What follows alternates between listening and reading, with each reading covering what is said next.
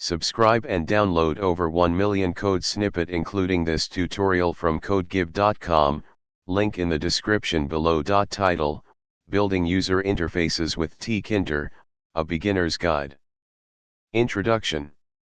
Graphical User Interfaces, GUIs, play a crucial role in enhancing the user experience of Python applications.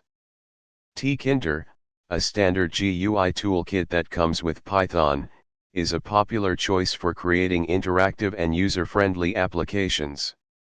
In this tutorial, we will explore Tkinter and learn how to create a basic GUI application with code examples.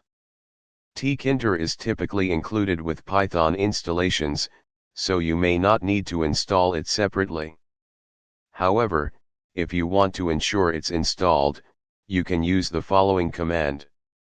In your Python script, start by importing the Tkinter module. Let's create a simple Tkinter window to get started. Tkinter provides various widgets like buttons, labels, and entry fields that you can use to build your GUI.